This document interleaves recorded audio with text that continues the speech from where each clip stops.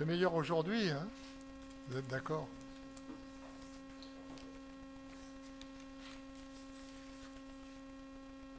Est-ce que certains se souviennent du sujet que nous allons développer ce matin? Porter des fruits, des bons fruits, bien sûr. Alors, récemment, un journaliste interrogeait un producteur à propos de sa future récolte de pommes. Celui-ci lui a répondu que compte tenu de la forte sécheresse, vous l'avez remarqué, hein, les pommes seront plus petites que d'habitude cette année. C'est comme ça. Il aurait fallu qu'il pleuve normalement, ce qui n'a pas été le cas. Alors notre vie chrétienne aussi a besoin de l'eau vive du Saint-Esprit. Vous êtes d'accord? Oui. Pas beaucoup de oui, hein? Oui, ils sont d'accord. Donc, cela nous permet de porter du fruit, un fruit de bonne qualité.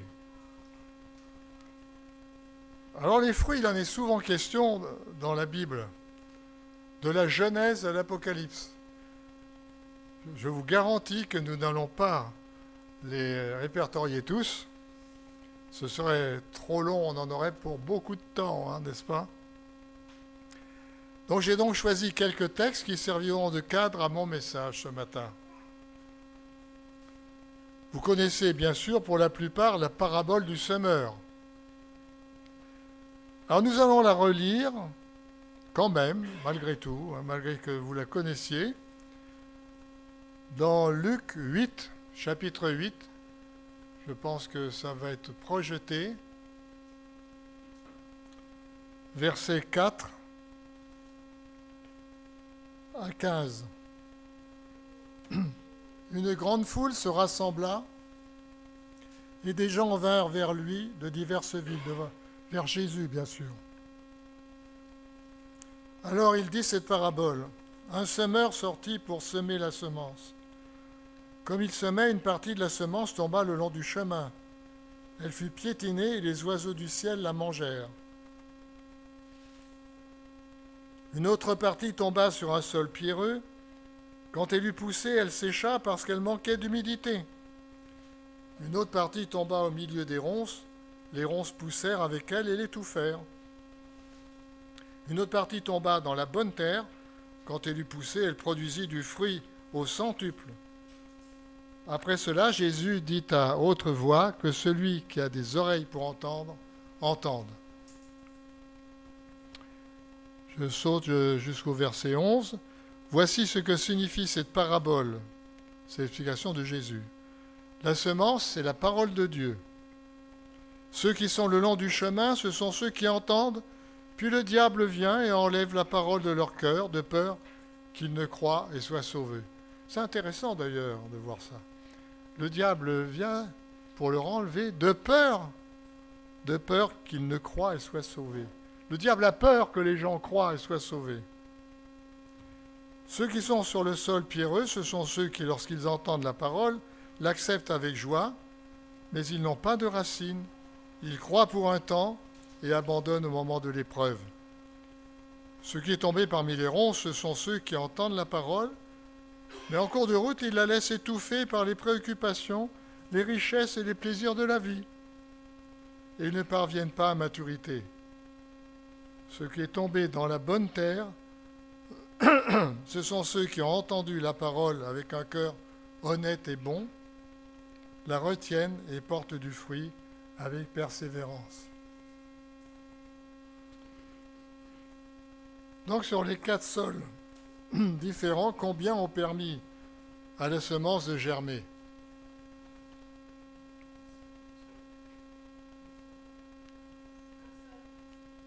Ah, j'en vois 3 moi. Hein. Par contre, c'est vrai, il y en a un seul qui porte du fruit. Un seul. Alors ne soyons pas surpris du petit nombre de personnes qui se convertissent. Bien moins qu'un quart de la population, n'est-ce pas? Et parmi celles qui fréquentent les églises, combien vont persévérer? Dieu seul le sait. Jean-Baptiste avait osé dire à la foule qui venait à lui pour se faire baptiser, « Produisez donc du fruit digne de la repentance », c'est-à-dire au fond changer d'attitude. « Tout arbre qui ne produit pas de bons fruits sera donc coupé et jeté au feu. » C'est dans Luc 3, 7 et 9. Jeté au feu, c'est-à-dire perdu, condamné à l'enfer. Mais au fait, c'est quoi porter du fruit? On va le voir. Mais j'ai trouvé une définition pour commencer, disons, notre étude. Porter du fruit est une image qui signifie laisser Dieu transformer notre cœur pour réaliser de bonnes actions, l'aimer, aimer les autres et manifester les caractères de Christ dans la vie de tous les jours. Je ne sais pas si elle vous convient. Vous pourriez en trouver peut-être des mieux que ça. Hein. Enfin, c'est celle que j'ai trouvée.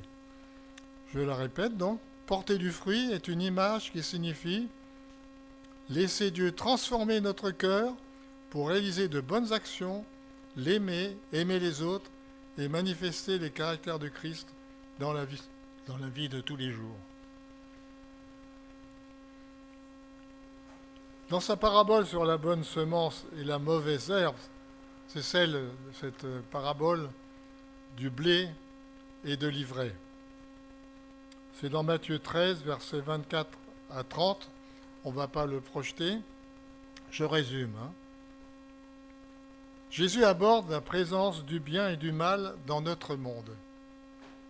Ça cohabite. Je résume. Un homme a semé du blé dans son champ.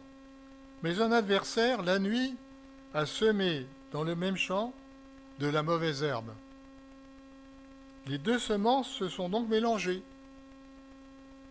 Le propriétaire du champ a décidé de les laisser croître ensemble jusqu'à la moisson. Alors le tri se fera. Le bon grain sera gardé et la mauvaise herbe brûlée. Image donc du salut accordé aux fidèles du Seigneur, le bon grain, et de la condamnation des rebelles, la mauvaise herbe. Dans les églises aussi, il y a du bon grain, je suis désolé de le dire, peut-être pas dans la nôtre. Si, du bon grain, c'est sûr. Et il y a de l'ivraie. Il y a de l'ivraie. Je veux dire, ça ne cohabite pas forcément dans notre église. On n'a que du bon grain, peut-être, chez nous. Certains se sont repentis et convertis, ils ont demandé pardon et ont décidé de changer de vie, ceci avec l'aide du Saint-Esprit, qui les a fait naître à une vie nouvelle, centrée sur Christ et sa parole. Mais dans les mêmes églises, on trouve des personnes, peut-être repenties d'ailleurs pour certaines, mais pas converties, c'est-à-dire qu'ils n'ont pas changé leur manière de vivre. Elles sont hélas sur le chemin large qui mène à la perdition. Il faut le souligner, il faut le dire. Mais la bonne nouvelle, c'est que la porte de la grâce leur est encore ouverte si elles décident de changer. Un piège à éviter, porter de bons fruits, mais de manière toute humaine. C'était le cas de l'église d'Éphèse dans Apocalypse 2, à laquelle Samuel a consacré une prédication un certain dimanche. On peut le lire. Hein. Donc, Apocalypse chapitre 2, versets 1 à 7. C'est projeté, donc. Écrit à l'ange de l'église d'Éphèse. Voici ce que dit celui qui tient les 7 étoiles dans sa main droite, celui qui marche au milieu des 7 chandeliers d'or. Je connais tes œuvres, ton travail et ta persévérance. Je sais que tu ne peux pas supporter les méchants. Tu as mis à l'épreuve ceux qui se prétendent apôtres, sans l'être, et tu les as trouvés menteurs. Oui, tu as de la persévérance, tu as souffert à cause de mon nom, et tu ne t'es pas lassé. Mais ce que j'ai contre toi, c'est que tu as abandonné ton premier amour. Souviens-toi donc d'où tu es tombé, repens-toi et pratique tes premières œuvres, sinon je viendrai bientôt à toi et j'enlèverai ton chandelier de sa place, à moins que tu ne changes d'attitude. Dis donc, c'est incroyable, une église magnifique. Extraordinaire quand même, cette église. Et pourtant, elle avait perdu son premier amour pour le Seigneur. Donc c'est important, comme il est écrit d'ailleurs, aimer Dieu de tout son cœur et son prochain comme soi-même. Aimer Dieu d'abord. Et tout ce que nous faisons, nous devons le faire par amour pour le Seigneur et pour le prochain.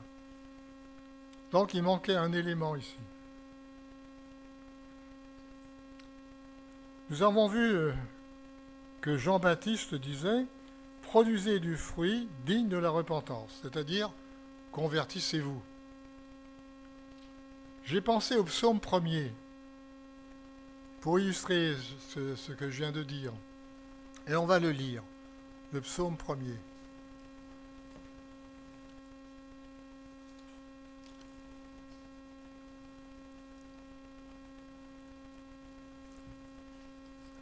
Heureux l'homme qui ne suit pas le conseil des méchants, qui ne s'arrête pas sur la voie des pécheurs, et ne s'assied pas en compagnie des moqueurs, mais qui trouve son plaisir dans la loi de l'Éternel et la médite jour et nuit. Il ressemble à un arbre planté près d'un cours d'eau, il donne son fruit en sa saison, et son feuillage ne se flétrit pas, tout ce qu'il fait lui réussit. Les méchants, au contraire, ressemblent à la paille que le vent disperse.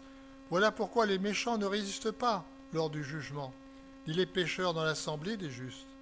En effet, l'Éternel connaît la voie des justes, mais la voie des méchants mène à la ruine. Donc c'est un psaume qui nous montre que l'homme de Dieu, la femme de Dieu, doit se séparer de ceux qui sont contre le Seigneur, qui ne marchent pas avec le Seigneur vraiment. Ils doivent éviter de s'asseoir, de marcher, de s'arrêter, de s'asseoir. Il y a une progression ici dans la compromission, en rentrant de plus en plus ici dans l'intimité de ces personnes. Donc, marcher, s'arrêter, s'asseoir. Méditer la parole constamment lui permet de porter du fruit, de se garder du mal et de plaire à son Dieu. Bien sûr, il arrive que nous traversions des périodes où nous nous sentons faibles, fragiles, et notre morale est en baisse. Ça vous arrive, ça?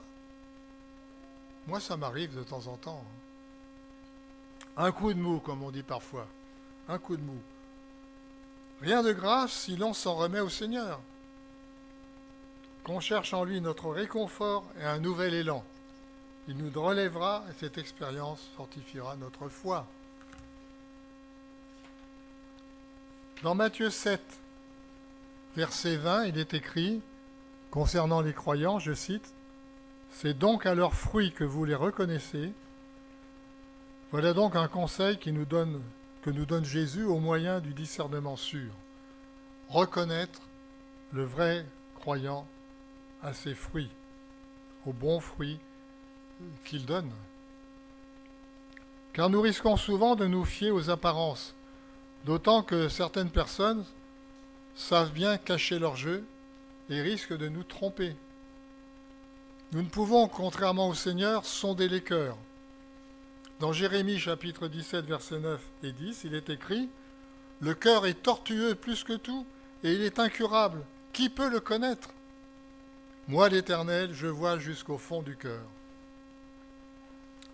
La Bible nous avertit, mais qui tient compte de ces avertissements?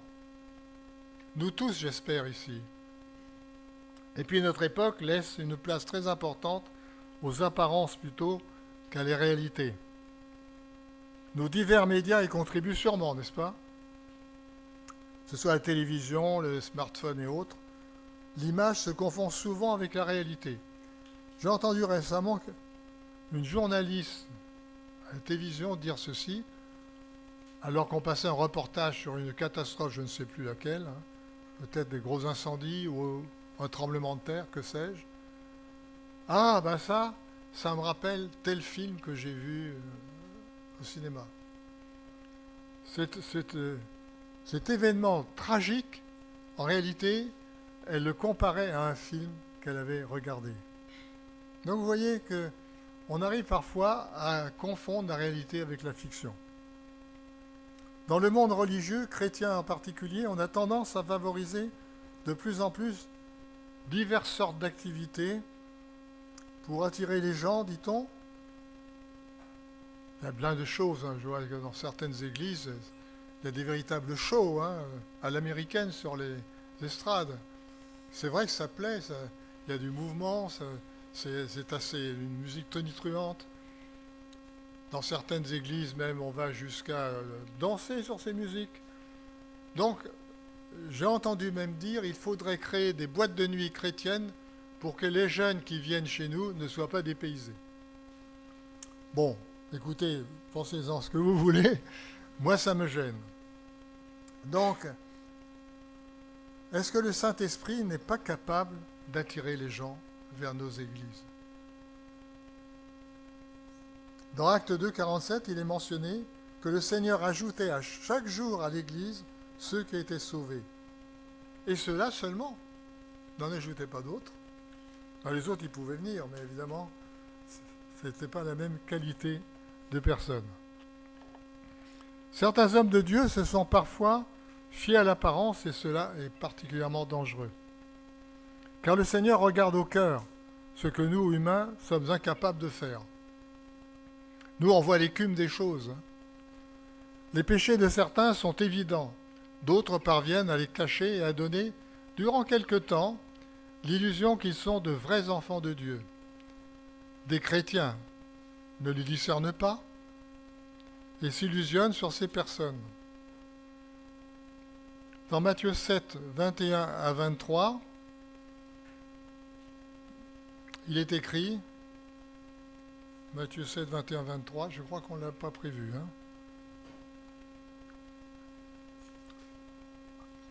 Donc, c'est les gens qui n'appartiennent pas au Seigneur, je vais peut-être le prendre. Je crois qu'il était... Ah si, il est prévu.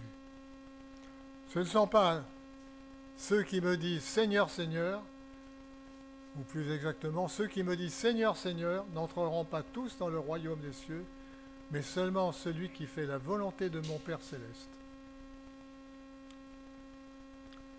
Rejetés par le Seigneur, à moins qu'ils ne viennent ou ne reviennent à lui, dans une sérieuse repentance. L'apôtre Paul conseille la prudence au jeune Timothée et d'examiner les fruits portés par certains. Dans 1 Timothée 5, 24 à 25, les péchés de certains hommes sont évitants avant même qu'on les juge, mais chez d'autres, ils ne se découvrent que par la suite.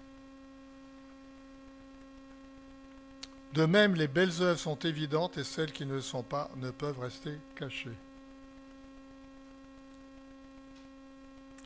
C'est un conseil aussi pour celles et ceux qui cherchent à se marier. Nous sommes contents de savoir qu'il y a des mariages en Église. Il y en a eu récemment, il y en a prochainement. Il y en a qui fréquentent et qui probablement bientôt vont aussi se marier. Pour certains qui sont encore en recherche d'un conjoint, attention donc, parce que dans les églises, il y a aussi de l'ivraie, on l'a vu. Des personnes inconverties qui peuvent avoir belle apparence, mais qui seront source de graves problèmes par la suite. Ça, je pourrais en témoigner. Bon, je ne veux pas donner de témoignage personnel, mais j'ai connu bien des cas où dans les églises, ça s'est mal passé. Heureusement, la plupart du temps, ça se passe bien.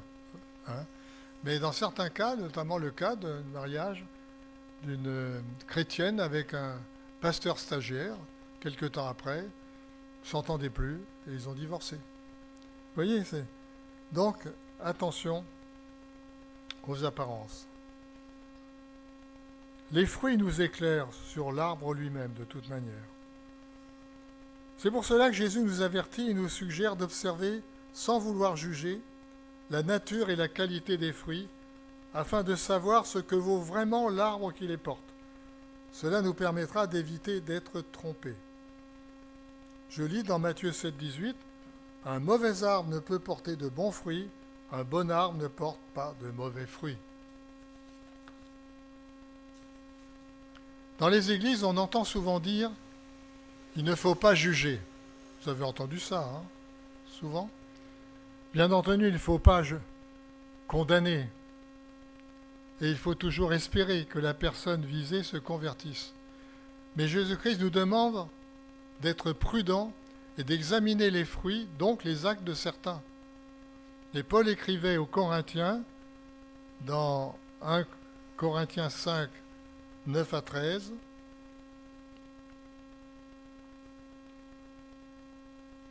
Je vous écris dans ma lettre de ne pas entretenir de relations avec ceux qui vivent dans l'immoralité sexuelle. »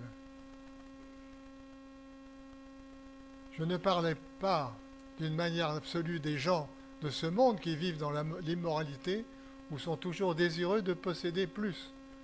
Voleurs, idolâtres, autrement, il vous faudrait sortir du monde.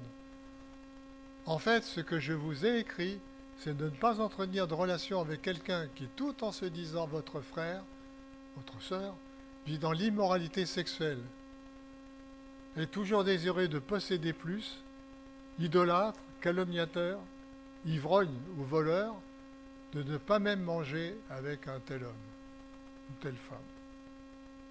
Est-ce à moi, en effet, de juger les gens de l'extérieur ? N'est-ce pas ceux de l'intérieur que vous devez juger ? Rappelons-nous ici les reproches que notre Seigneur adresse à certains responsables d'Église mentionnés dans l'Apocalypse. Il intervenait guère donc, face à ceux qui vivaient dans le péché et dans l'erreur. C'est au chapitre 2 et 3, c'est les lettres du Seigneur donc aux églises mentionnées dans ces lettres-là, dans cette église. Le contraste est évident entre les frères et sœurs qui obéissent au Seigneur, respectent sa parole, et ceux qui n'ont, comme il est écrit, qu'une simple apparence, qui portent un masque susceptible de tromper les autres, mais pas le Dieu saint. Pas possible de tromper le Seigneur. Tout différencie ceux qui gardent la parole et ceux qui la citent sans lui obéir.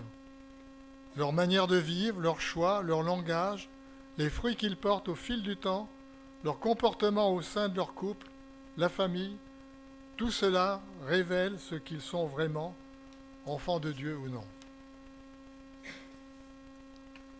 Comme le psalmiste au premier que nous avons lu, soyons prudents lorsque nous fréquentons certaines personnes de ce monde.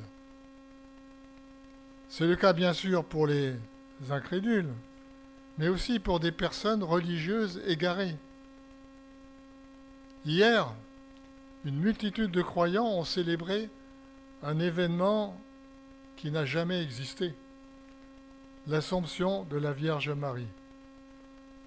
Ce dogme, c'est-à-dire cette vérité selon l'Église romaine, date de 1950 et c'est le 15 août qui a été choisi par le pape pour le célébrer.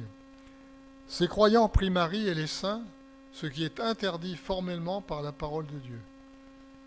En effet, les prières adressées aux morts, ce qui est le cas ici, s'adressant à Marie ou aux saints du passé, c'est bien des prières adressées aux morts.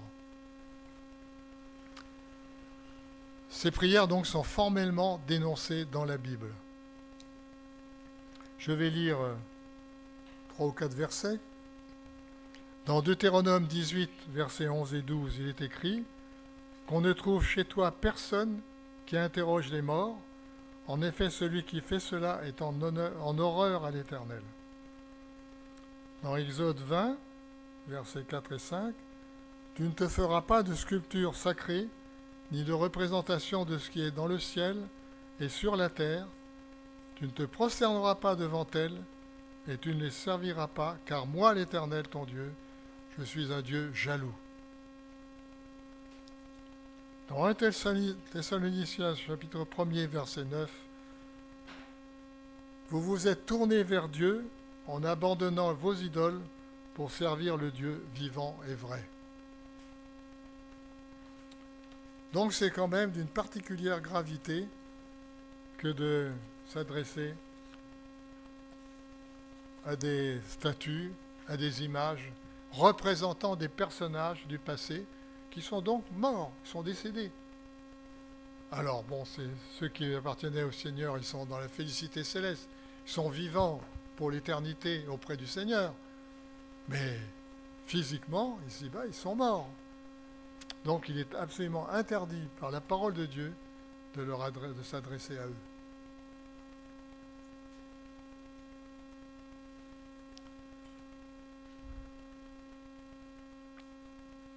Pour conclure, j'ai retenu le beau et célèbre texte de Paul dans les Galates, au chapitre 5. Vous attendiez celui-là, j'en suis sûr d'ailleurs. Non ? Chapitre 5, c'est vrai ?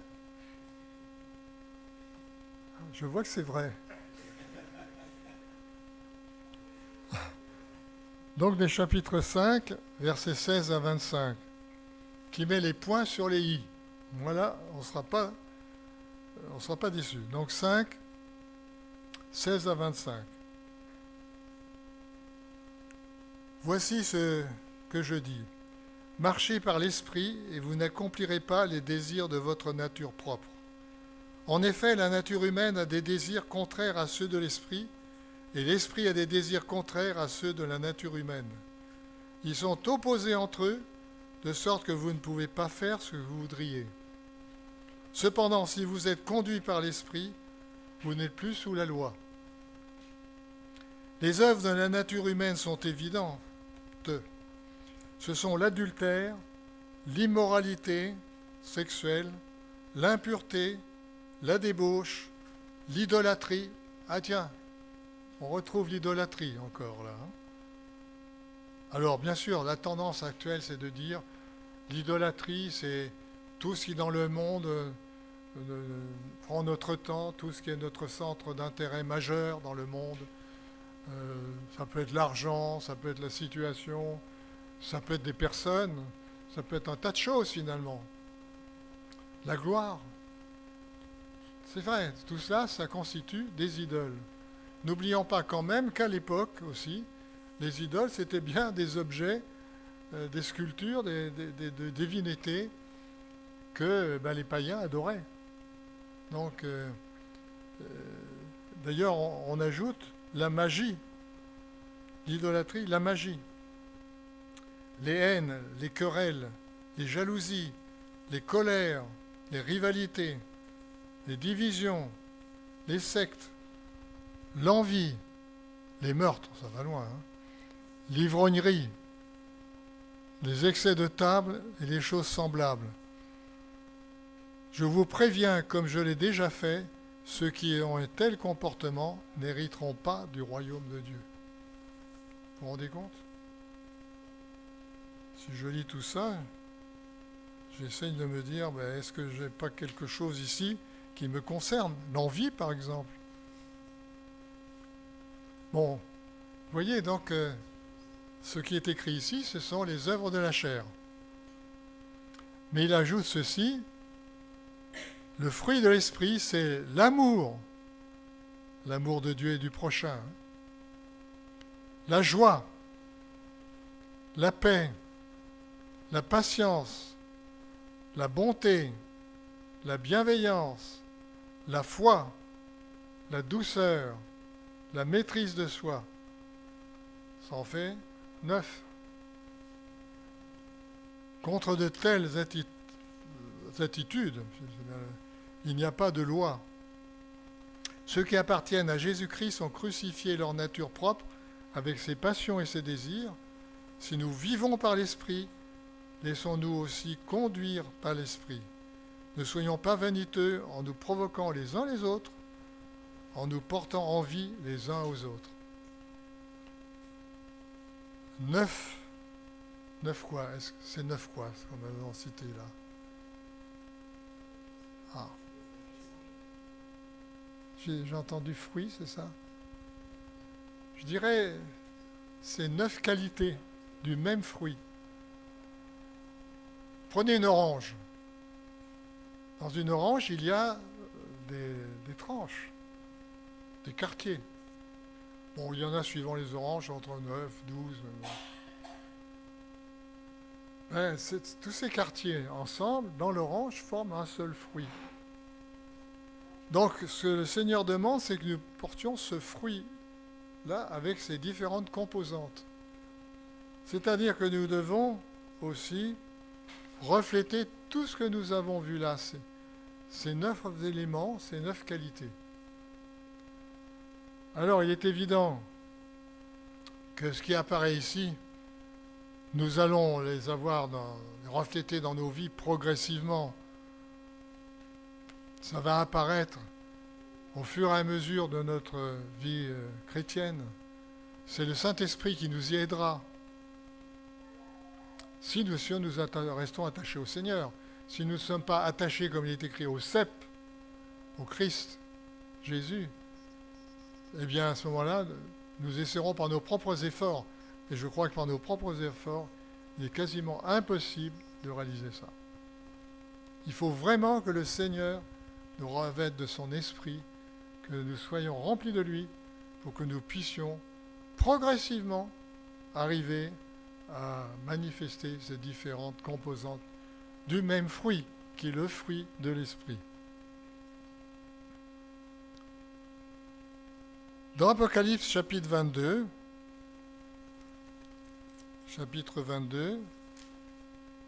versets 1 à 5, je lis ceci.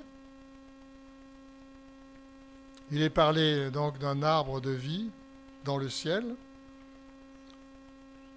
Puis il me montra, le Seigneur, le fleuve à Jean, le fleuve d'eau de la vie, limpide comme du cristal, qui sortait du trône de Dieu et de l'agneau. Au milieu de la place de la ville et entre les 2 bras du fleuve se trouvait l'arbre de vie, que nous retrouvons d'ailleurs dans la Genèse, l'arbre de vie. Se trouvait l'arbre de vie qui produisait 12 récoltes. Il donne son fruit chaque mois et ses feuilles servent à la guérison des nations. Il n'y aura plus de malédiction. Le trône de Dieu et de l'agneau sera dans la ville. Ses serviteurs lui rendront un culte. Ils verront son visage et son nom sera sur leur front. Il n'y aura plus de nuit. Il n'y aura besoin ni de la lumière d'une lampe, ni de celle du soleil, parce que le Seigneur Dieu les éclairera et ils régneront de siècle en siècle. Quelle magnifique perspective, n'est-ce pas? J'ai envie de goûter, moi, aux fruits délicieux de cet arbre de vie. Vous aussi, je pense. Vous avez envie aussi d'y goûter? Alors ensemble, portons de beaux et bons fruits à la gloire de notre Sauveur et Seigneur. Que son nom soit loué et béni. Amen. Merci Seigneur d'avoir donné Christ pour nous sauver. Aide-nous par ton esprit à porter de bons fruits pour ta gloire, et être de bons témoins auprès de nos semblables. Tu nous demandes de rester attachés au cep, d'obéir à ta parole, de la méditer constamment, comme le psalmiste, afin d'éviter les pièges de l'adversaire, de notre monde qui l'a séduit. Nous savons, Seigneur, que nos vies doivent témoigner davantage que nos paroles de notre qualité de chrétien. Merci, Seigneur, de m'aider, de nous aider à vivre une vie qui t'honore au milieu de ce monde. Sois loué, béni, sois glorifié, ô notre Dieu, en Jésus-Christ notre Sauveur. Amen.